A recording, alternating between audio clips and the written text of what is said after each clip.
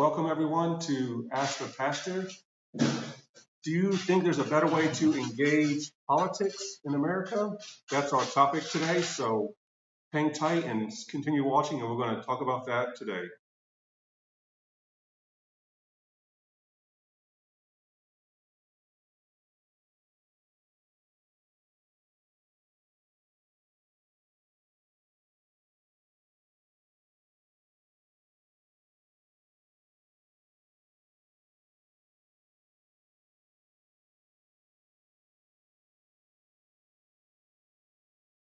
From Bridging the Gap, and today we want to talk about this topic of, is there a better way to engage politics? Last week we talked about if Christians should engage politics. We all agree that it's part of our calling as Christians, but how can we do it better? And if you don't think there's been a problem in politics the last several years, then you've not been paying attention. So is there a better way to engage politics? Should there be a better way? And have you seen any problems with politics the past few years? Well, we could spend the next several months talking about all the problems that I personally have seen, but I want to address the initial question that's been posed for the day, and that would be other ways that you can involve yourself in politics. And one of the, I believe, the best ways is to volunteer. To volunteer at the various election sites, to volunteer at the main polling place, or when I say the main polling place, every city, every county has a main place where all of the results are turned in. I know that my wife, who is an avid person paying attention to the politics, local as well as national, she's been very privileged to work with the Summit County Board of Elections. Mm-hmm. And so I've learned so much of how the system works because she works there. Right. As a matter of fact, they've already signed her up for the general election. So she already knows what her schedule is, and it's usually it's a 5 or 6 day a week kind of deal, 8 to 10 hours a day. But there's a lot of fun activities that she's able to experience. And also being in that position, and this is one of the best things that I've seen come out of it, is that you have to work with someone from the opposing political party. And so that's vitally important when you get a chance to get to know how the system works. Right.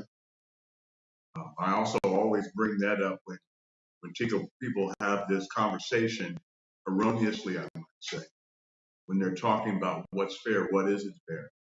There are no decisions made, no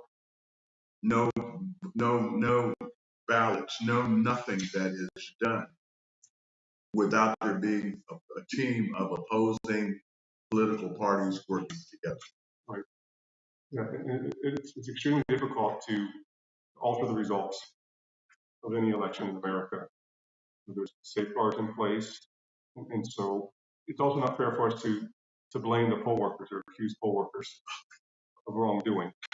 They're taking their time and energy to provide that service for us so that we can exercise that right.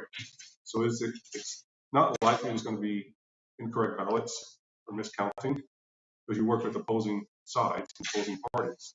That's standard. It's required of you to do that. So just take it out of the equation that poll workers are cheating the system or not exercising it in a correct way. Well, we're looking at people that are virtually volunteers. Right. You're not going to get rich being poor. No. They're there because they believe in something.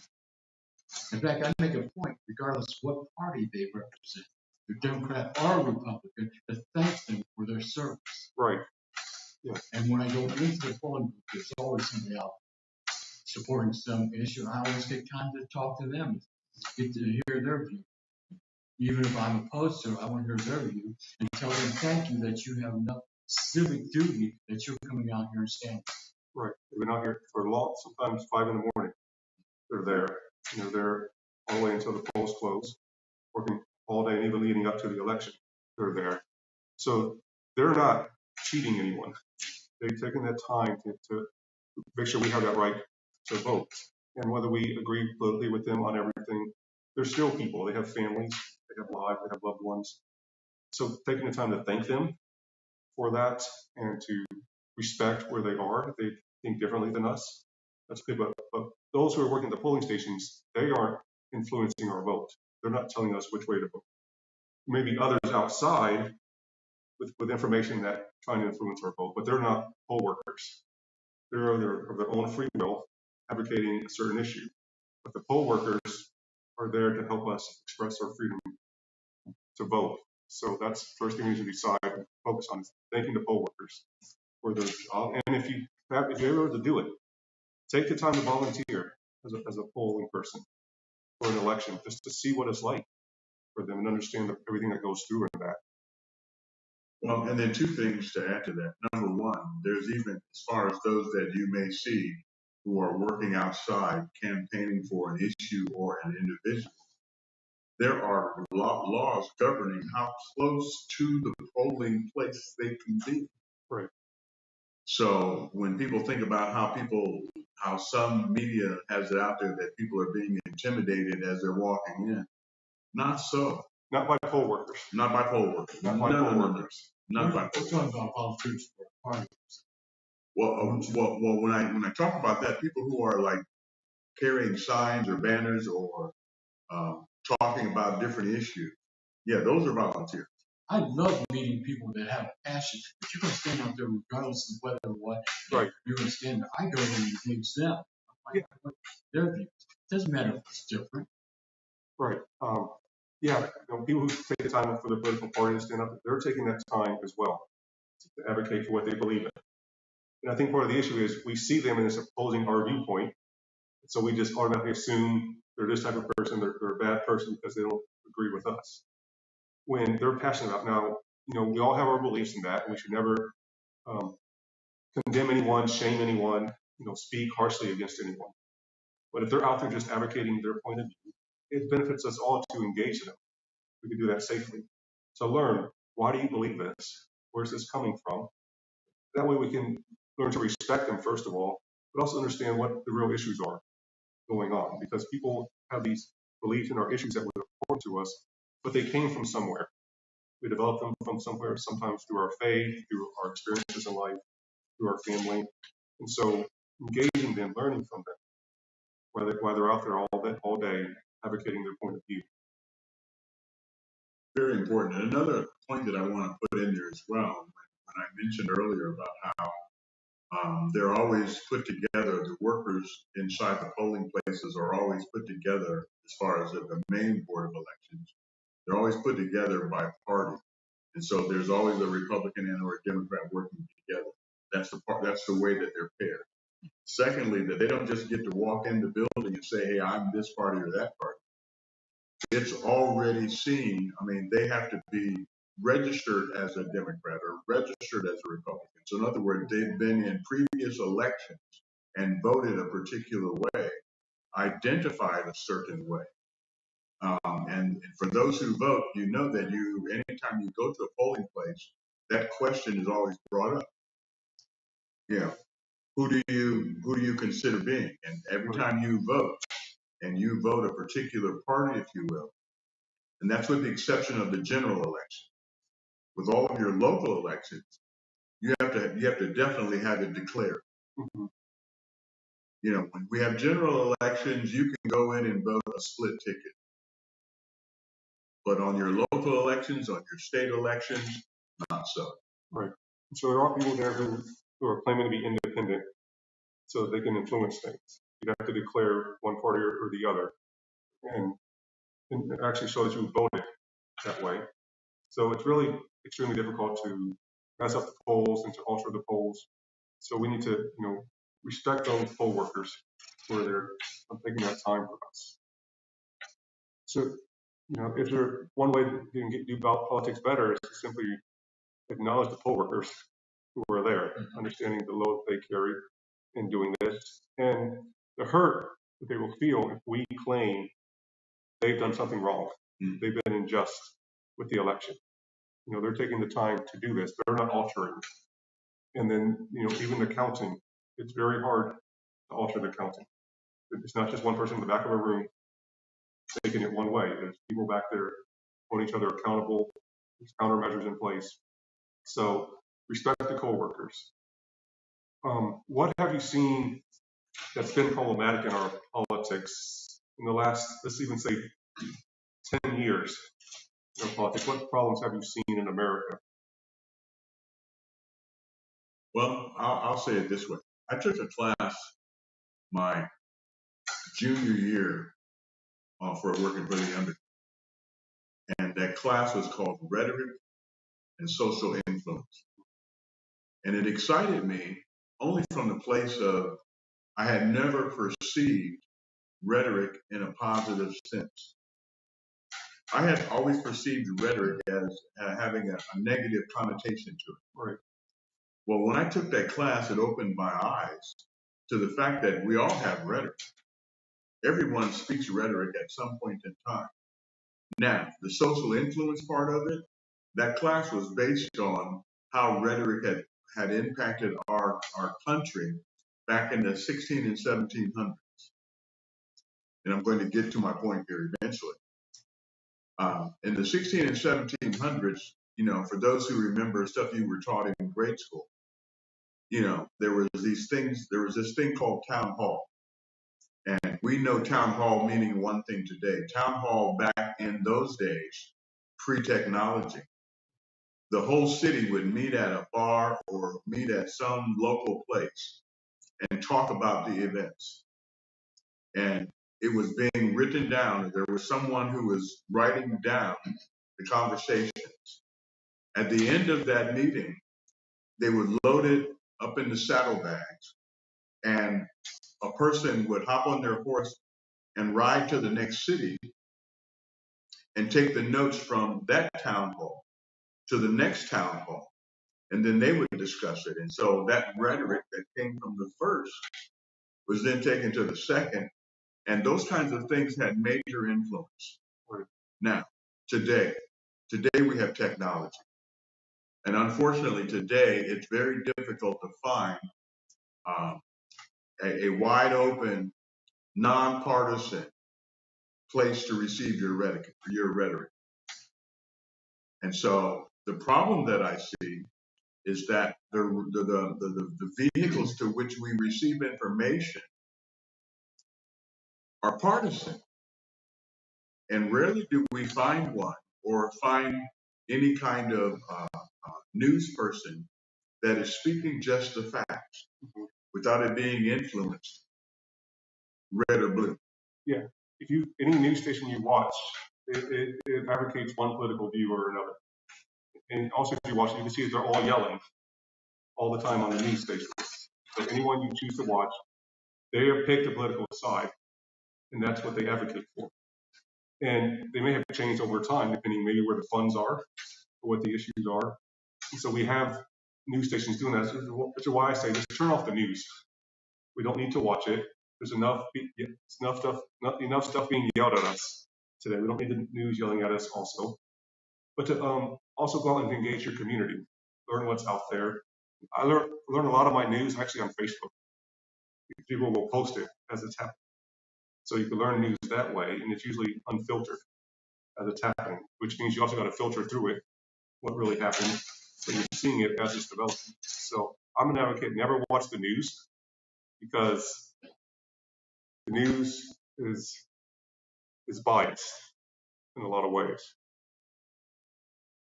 Now, I'm on the other end of the spectrum, but it also requires more work. Okay, because I will listen to both sides, and then I go do my homework. If I really want to know, there's an anomaly nowadays that many people pay attention to or don't, called fact checking. Mm-hmm.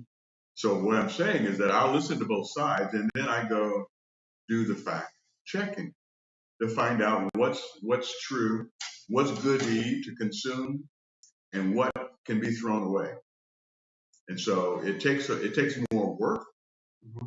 But if you ultimately want to know the truth, and you use the time frame of 10 years, 30, 40, 50, 60 years ago, everybody operated from the same facts. Everybody operated from the same truth. They had different opinions about it, but the facts didn't change. The truth was still the truth. So how they would promote it or denigrate it was a political choice. But they were operating from the foundation was the same. Now, the foundation is not the same. Right. Yeah, I'm not even sure we have a foundation anymore. What the basis, and partly with advent of just modern technology, you can get information anywhere at any time of day, and so you have to filter that out. You know, what's Bible information, also as Christians compared to Scripture. Right. So what does Scripture tell us about this, and where's this information coming from? You read through enough information, you can see, okay, this is coming from a certain mindset, certain perspective, certain political view of stuff, and so then you need to filter that out and understand why they're coming at it this way.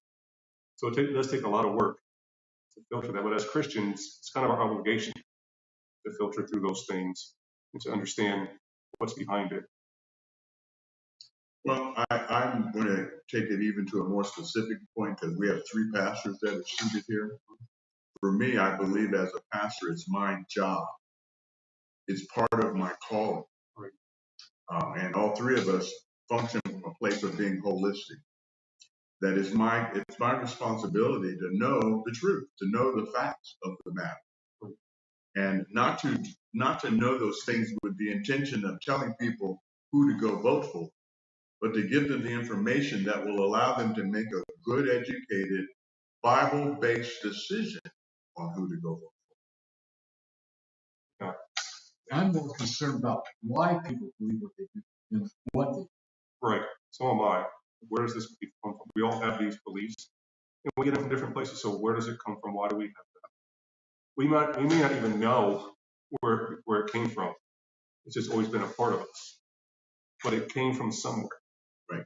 You know, when we were born, we didn't have any beliefs. It was just, we're in this new place, and we got to figure out how to survive. And so we've learned over time, you know, these 2 people who conceived us and gave birth, you start to believe over time, I can trust them, until you learn that you can't in some cases. But we learn all the time what we should believe. As parents, if we make comments about certain groups of people, our kids pick up on those things, whether we say it to our children or not. Correct. The things we say about people, our children pick those up, and so they begin to develop those mindsets. So if we make comments about people of color, well, when our kids go out to the world, go to school and out to the world, it's in their mind already, these biases against people of color, whether they knew it or not. And as an example of that, in kindergarten, where we were in line the first day, and I saw a black girl in our class lined up. I had never seen a black person before in my life. And I started crying because I thought that she was burnt, because I didn't know, I wasn't exposed to that.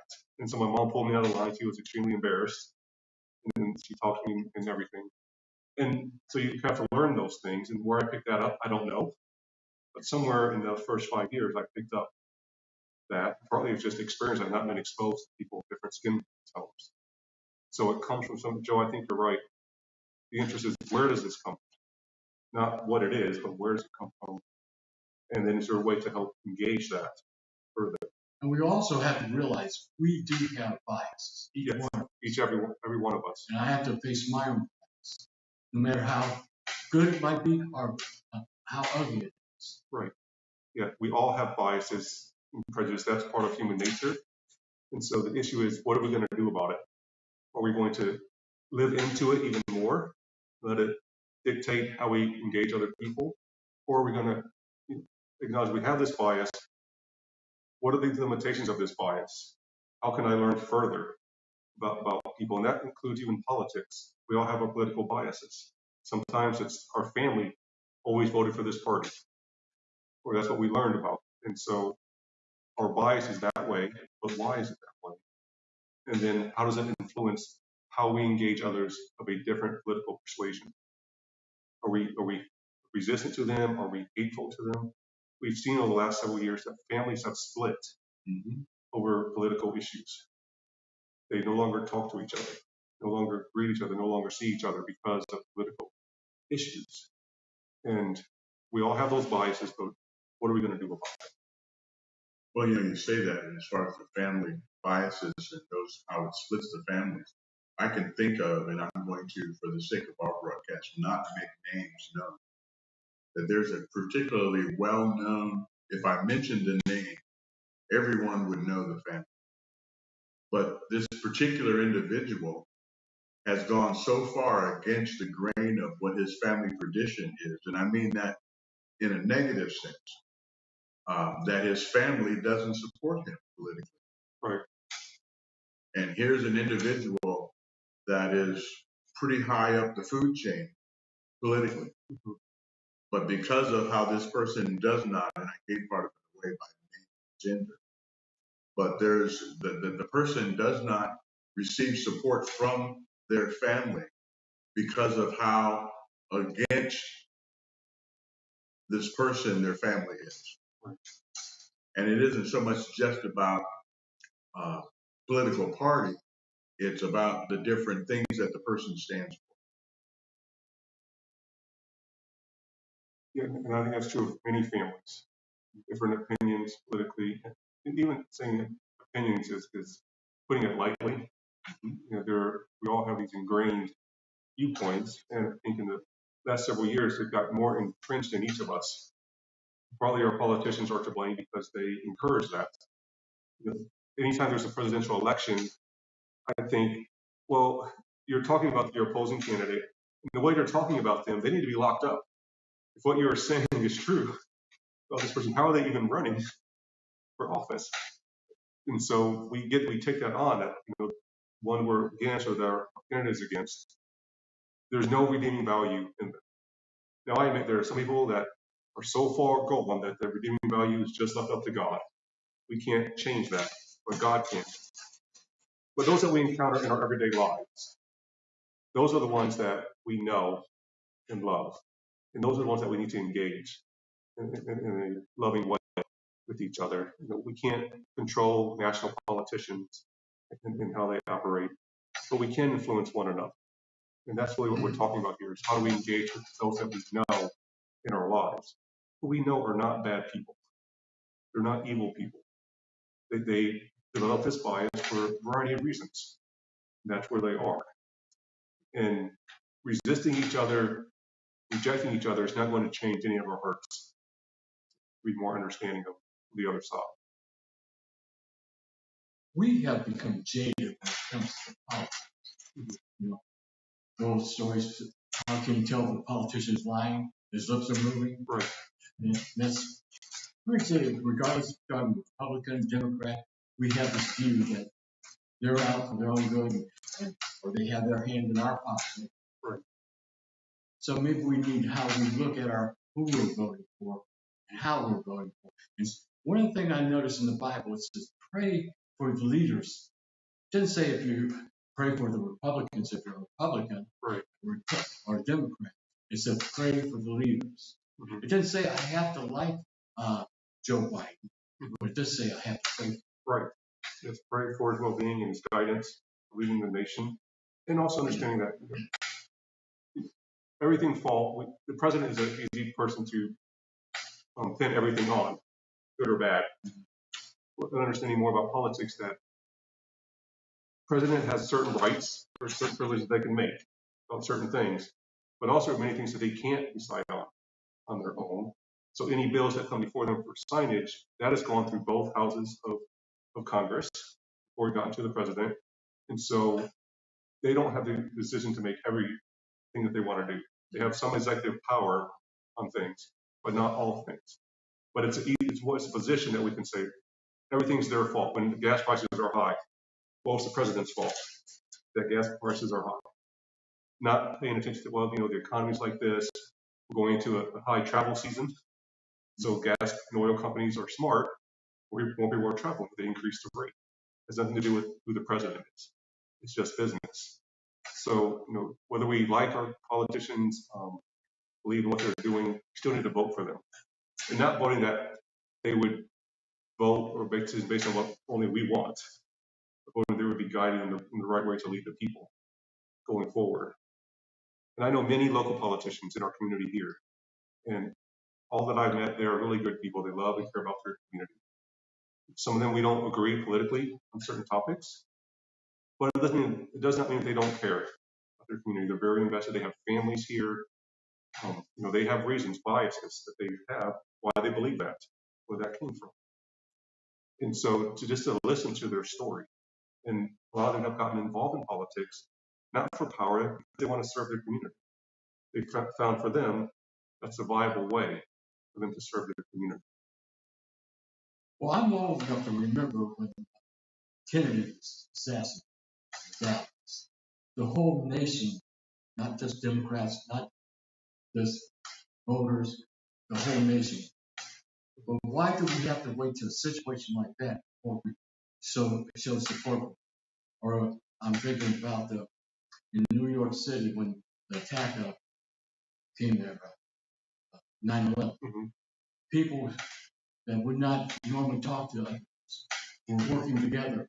Why do we have to wait for tragedy to happen before we engage with others and work together? If there's a problem, that's okay. It's not a bad thing to address something. If you can address about something I'm not doing. Right. It could be a good thing. A criticism isn't always constructive. We have constructive criticism. And instead of fighting, let's examine where are we wrong in the path we're going. Right. Yeah.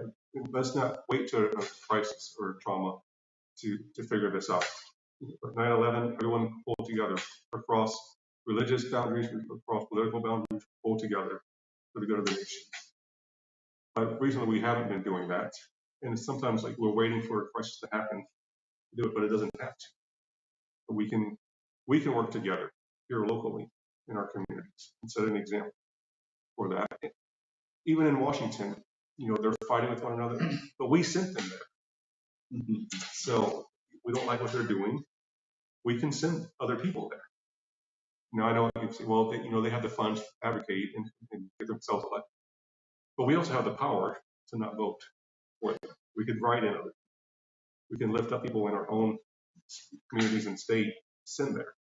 So we need to do that. If they can't get along, can't work things out, we need to find other people who can, and know that they're not the only model for politics that is out there. Right now, it seems that Washington's a very poor model of politics for us.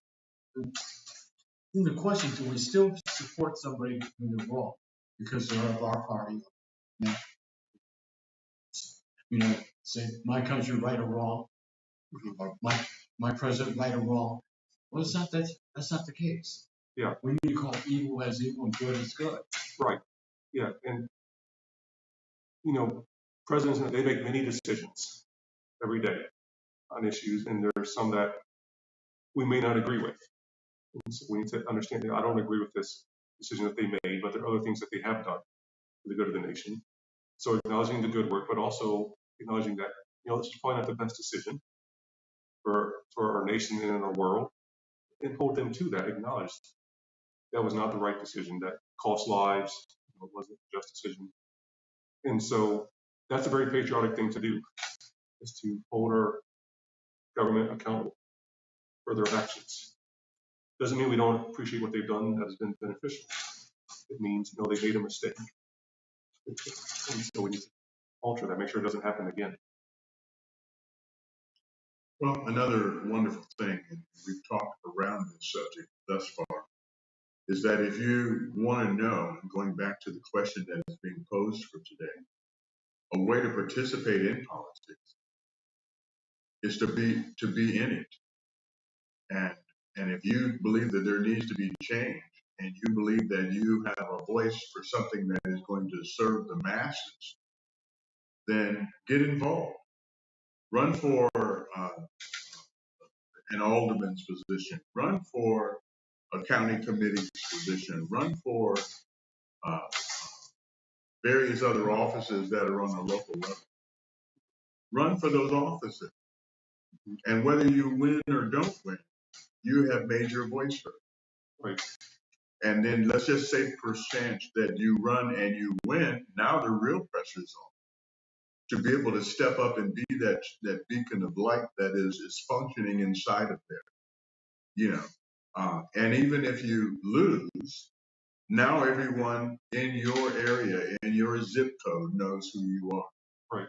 And that gives you a whole other platform to continue to have conversations for godly change.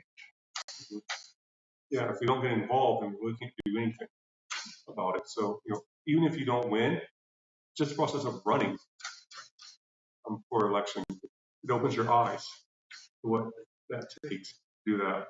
I was helping someone this past fall as a spiritual guide, their election campaign, their locally. Just opened my eyes to the reality of what all that entails for people. So just, even if you don't have the energy to run, you don't want to be elected office, get involved with someone who is, understanding what it's like for them to do that. Go to city council meetings, contact your elected officials. All their numbers are listed publicly. You can get a hold of them. Set up a time to meet and talk, understanding what's going to be on their heart and why they got involved in this.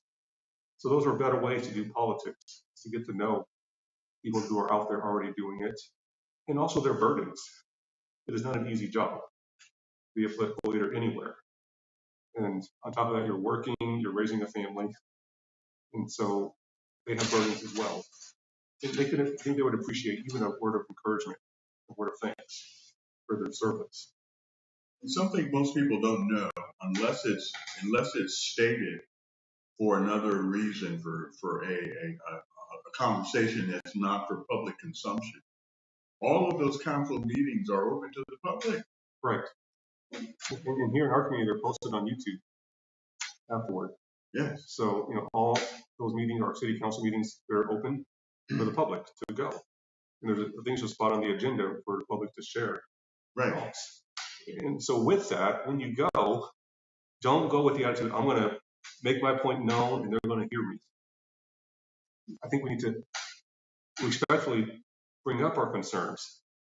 If we go with this attitude that we're going to make them listen, we all get defensive when people come at us defensively. So come at it with a different approach. I can promise you, if you come with a more gentler approach, people will be more responsive to what you're saying. If we come in there ready to knock some heads around and enforce our way, we're not going to get the response that we want. Correct. Big time. Because people are still people. They're still people, whatever office they hold. And I think there's even scripture, a few places that talks about kind word turns away wrath. Yes, soft answer turns away wrath. So, approach people kindly, understanding that they have a heavier burden than just our concern. And so seeing how our concern fits within the greater good and how we can help them. And they may say, bring us more information about this. If it's that important, bring us the information so that we can understand it. Being a pastor in our church, I never present our church council with information where I don't already have the funds available and a pretty good process of how we can do this. I don't just bring an idea unexpectedly and then get upset when they can't approve it.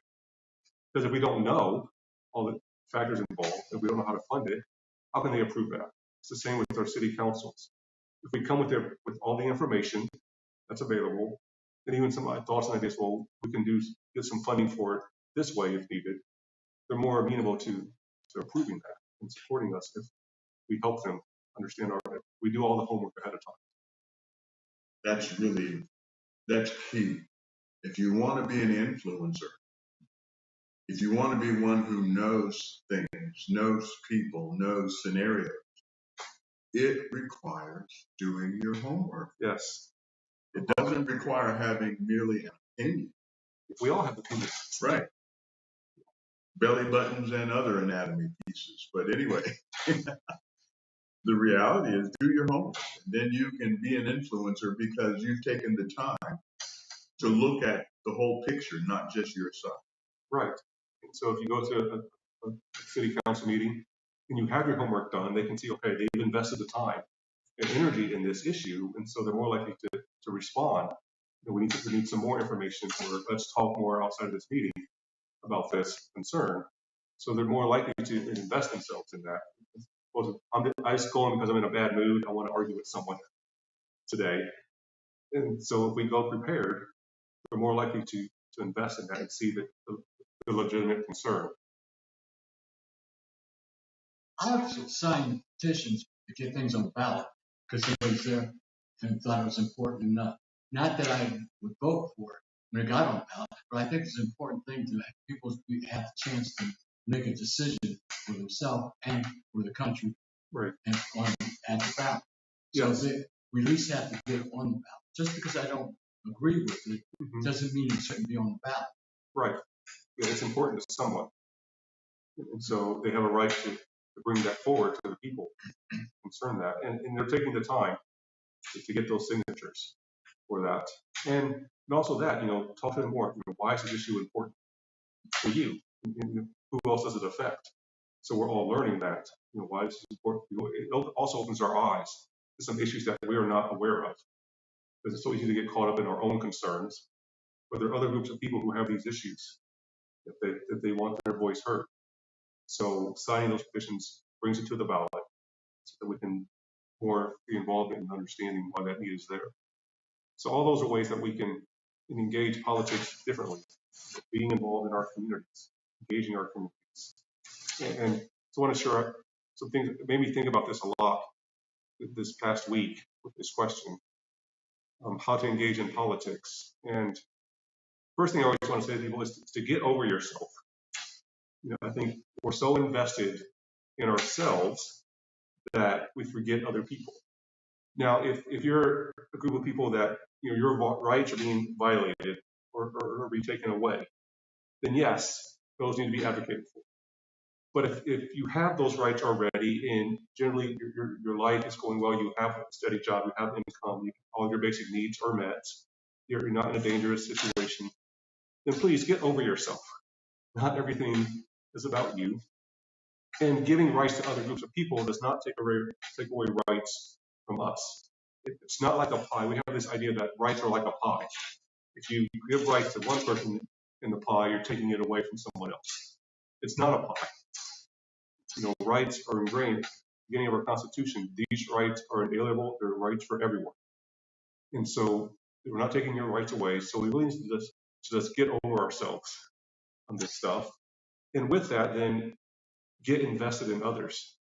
As Joe has shared, talking to people of a different political persuasion at the polls, people who ask for a signature to get something on the ballot, talking with them, getting involved in that, understanding where they're coming from, why this is important. So taking the time to invest ourselves in other people, especially in our families. It gets very hard in our families because one of the reasons our families have split politically is we've not invested in each other. And so we don't feel like we can talk about these topics safely because everyone raises their voices. We yell at each other. We condemn each other. But if we were to get over ourselves in our families and invest in listening, we'd be a lot further along. And then as we've shared throughout this, get involved in the politics of your community. You don't have to do it at a state level or national level. Do a polling, be a pollster at the polls, the election. Go pass out information and flyers in your communities. Hold real town hall meetings. A lot of places to do that. If you don't realize, Google churches around your home. And I can guarantee you there will be 10 churches that show up within about a 5-mile radius. So with churches, you have all of these nonprofits available who are willing to help. I know at our church, at Greenview, we'd love to host town halls for our community to talk about these issues face to face. And so there's a safe place to do that. So hosting town halls for people just to have open conversation. And it's good to have a pastor here because a pastor can be neutral in setting up the guidelines and the boundaries of this conversation. So reach out to churches about hosting these things, talking about these issues. So get over ourselves, get invested in others, and then actively get involved in our communities is a great way to engage. So you can share your thoughts on that if there's other things you want to share. Well, growing up for me, Thanksgiving was debated. Afterwards, it was debated. It wasn't just cerebral. It was very emotional. But we went back together as a family. Right. But this is just part of it. You argued it out. Yeah, that's for a lot of people. Thanksgiving was a very tough day because that's when everyone got together because we didn't see each other for several months or a year because of work and travel. So we got together on Thanksgiving, and it was also typically just shortly after a presidential election for many years. And so people were amped up, ready to go one way or the other. But it's gotten to the point now to where we don't even invite each other to Thanksgiving. We don't want to see each other. And I think that's very heartbreaking. And we have to acknowledge for ourselves how we're contributing to that. Is our political stance of more value than our family? Mm. But in our family, this was a safe zone. Mm-hmm. You could give your opinion as emotional as you want to be, but it was a safe zone that you could express that without Right. being called stupid or idiot or whatever name you would put attack. Right. So I think sometimes to be able to do that freely, knowing that you're still going to be loved, we still Right. love you. Even Yeah. when you're wrong, we still love you. And sometimes I find out I'm wrong, but Yes. actually at the time I didn't voice it. Right. Yeah. I think it's possible to do it in families, but we have to acknowledge, we're not going to name call each other in our families. We're not going to shame those of different political views. And that's really hard for some of us to acknowledge. Yeah, you have your opinion, but someone in your family is really struggling with their political beliefs or they're at a certain place, but you can't point your finger at them. You can't shame them in your family. I think not where the breaking of families is coming is that someone is shaming in their family. They're so adamant that their political stance is correct that they're making others who are different than that feel ashamed of themselves and isolated. That's where the family splits. So yeah, it's a safe zone. You can express your beliefs on something, why you believe this. But you can't get up and start yelling and shaming others in the family. You can't degrade others in the family. If the family's a safe zone, when we come, we know we have different opinions on stuff, but it's also our family. And to me, our family is primary. Our politics should not supersede our families. Because regardless of who's elected, our families are the ones who will be there for us, or they may not, depending on how we treat them, based on our political beliefs. Same as work. You can work now as much as you want, but when you retire, your company's not going to be there. Your family will be there, or they won't, depending on what you've done now. Same with politics. Politics come and go. Politicians come and go. But in the end, who's going to be there at our last breath? It's going to be our family. The president's not going to be there. Politicians are not going to be there. Our family will be there, or they might not, depending how we treated them politically. Right. And that's what we have to remember in all of this. If you're conservative, progressive, liberal, Democrat, Republican, none of those things are going to matter at our last breath. All that's going to matter is the relationship that we have with our family. We keep that primary. That's really going to influence how we engage in political discourse. The right to vote, our opinions, is so almost a sacred level to this country. People died for the right to vote. I will defend your right to the end to be wrong. Right. Yeah, you're right. We all have those. American citizens have those rights to vote, and that's one of the ways we can use our voice is to vote what we believe and what we stand for, and that's okay. But also knowing that that's just an opinion that we're casting. It's not the end all, but our families are still there, and so that's who we need to care for the most. And if we aren't doing that, that's really affecting our country and our well-being. So we need to value our family above all things. And then politics, to me, is fifth down the line. So my faith in God is first, and then care for my family. It's not number two. It's 1A. It's love God with all of your heart, soul, mind, and strength, and love your neighbor as yourself. They're not two separate commandments. They're the same commandments. It's the same, loving God it's a relationship with God. Because of that, our family. It's right along with it. You cannot love God and not love your family. They're tied together. So that's what we need to care for. Then we go out, we work because we need to care for our families and have income to do that. And then, our goal in being involved in the church, that's as well. Your faith, you can have faith outside going to church. But the reason we go to church is to worship God as community and to have that community connection, faith with others. And so that's our faith, connection, relationship with God, and then caring for our families. And moving on down the line, we work, we engage in our communities. And then also politically, we're invested in that.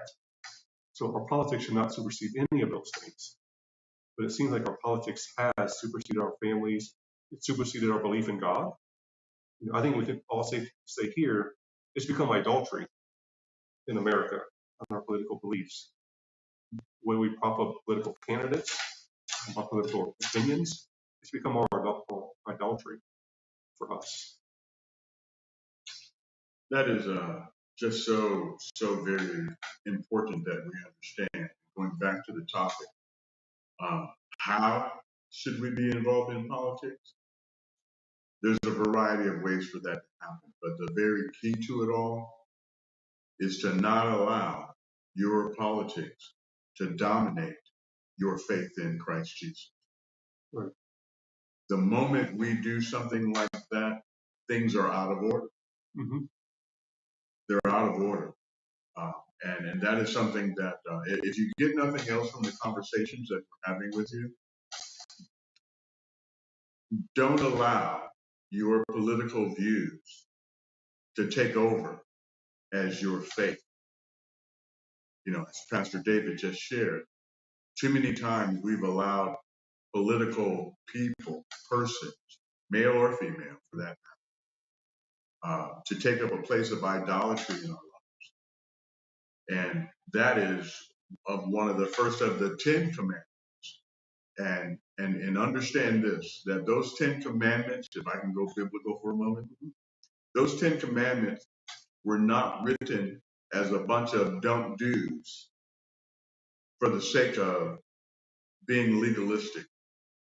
They were written so that we would not hurt ourselves by getting away from God Himself.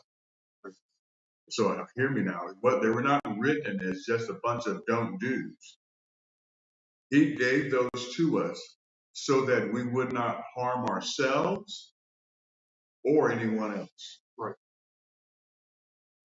And so I need to let that resonate, so that we can, take those scriptures and apply them appropriately. It would be just like you got 3 dads sitting here. When our children were in different stages with that. But with our children, we would tell them not to do things, not because we wanted to necessarily boss them, but because we didn't want them to hurt themselves, right, or someone else. Right. Yeah.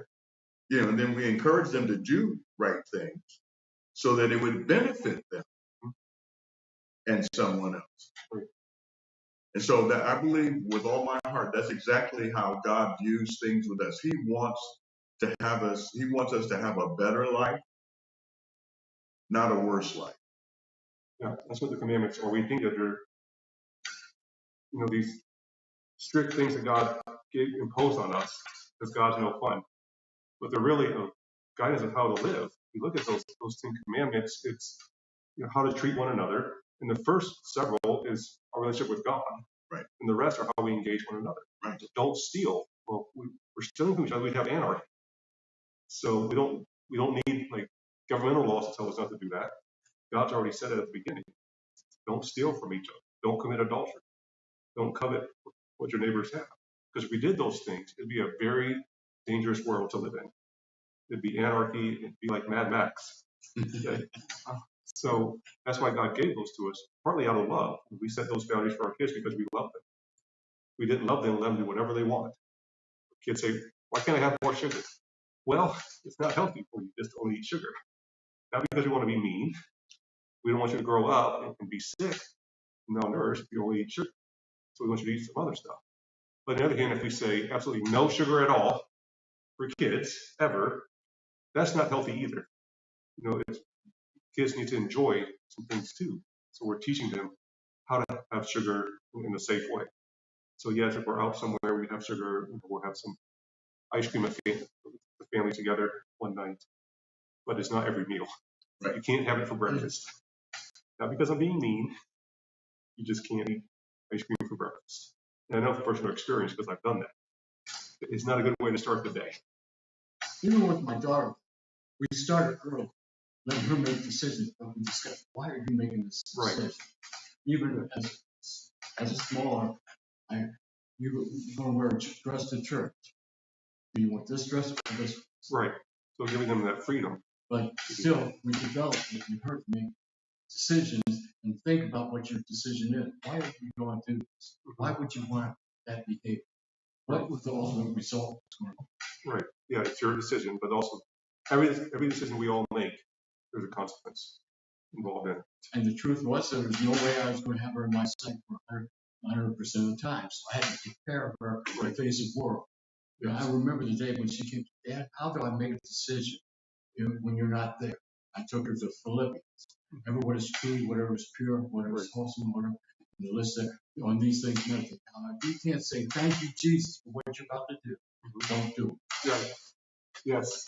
That's how I felt in my life. If it's going to necessitate a call from my mom, or if it doesn't give glory to Jesus, I really shouldn't do it. It's the same online. If you're going to post something online and you're not sure, do you want your mom to see this post?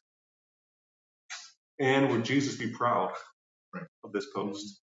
If those two things are no, then don't post it.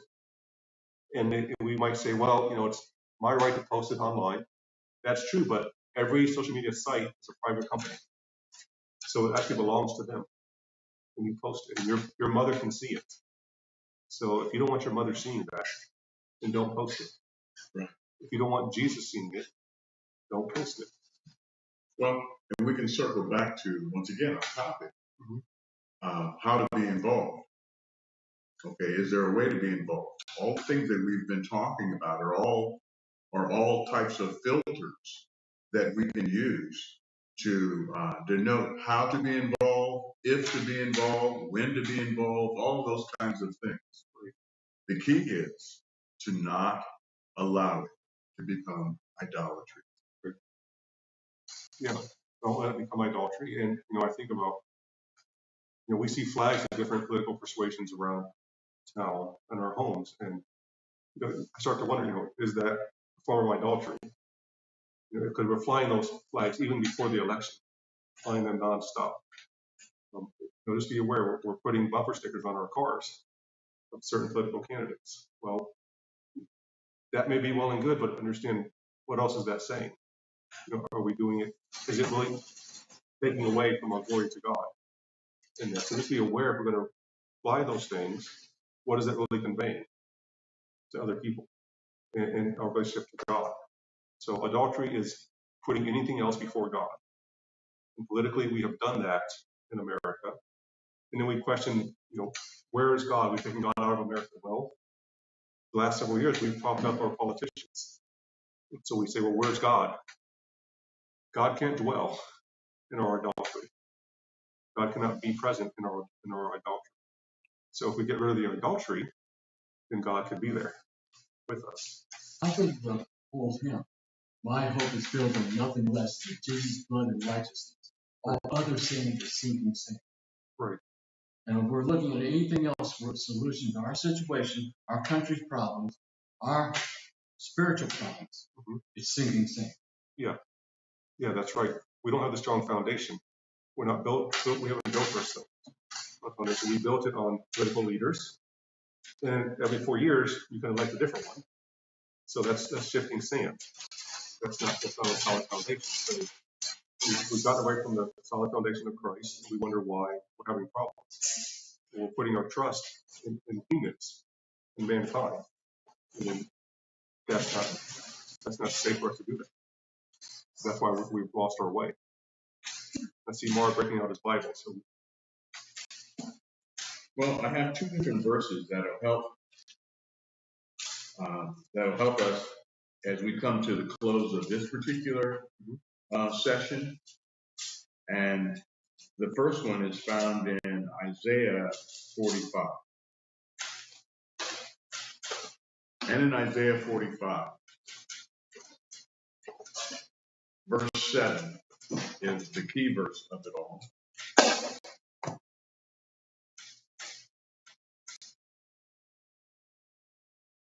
It says, make sure I got the right verse there. No, I want to go to Isaiah 59.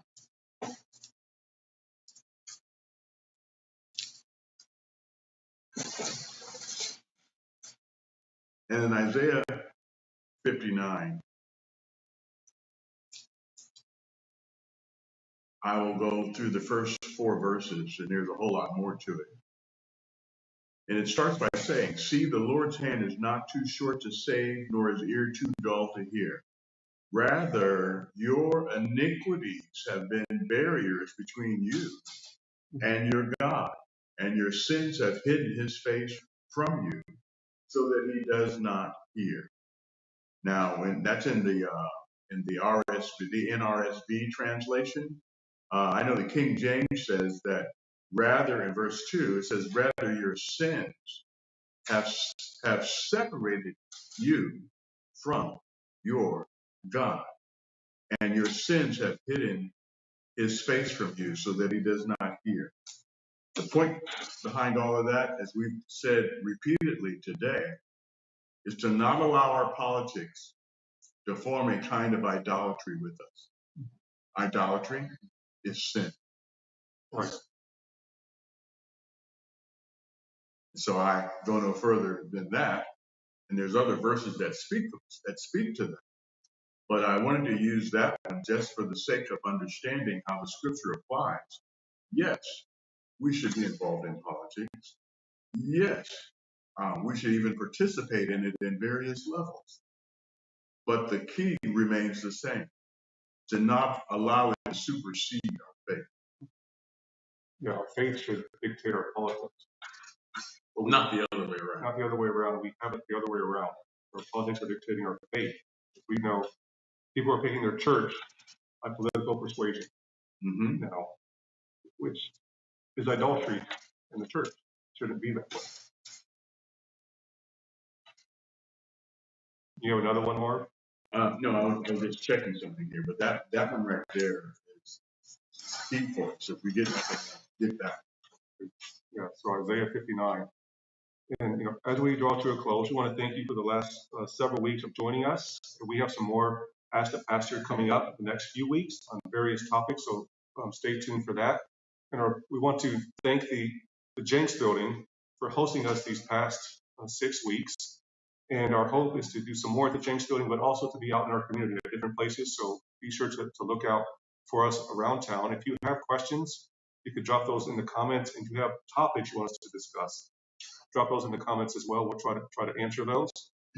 As we close, I want to give a special thanks to all of our sponsors, our local businesses who have supported us through these past several weeks. And one is Danbury Senior Living in Cuyahoga Falls. And they are a great place that nurtures for the care and well-being of senior adults in our community. We want to also thank A. Casperson for their support early on of this ministry and all that they do. They work on windows, siding, roofing, doors, and more, so be sure to reach out to them in Cuyahoga Falls. And also, of course, to Clean Eats of Cuyahoga Falls, which is a wonderful establishment. It's women-owned, and if you want to eat healthy, Clean Eats is the place to go. They have food plans you can do.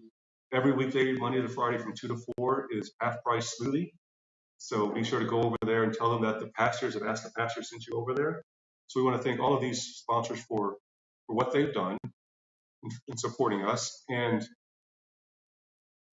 thank you to everyone who's been joining us. It's been a great honor to sit here with Joe and Marv and to discuss these things and to learn from each other, to challenge one another. So we hope to see you at future Ask the Pastors around Cuyahoga Falls. Thank you and God bless.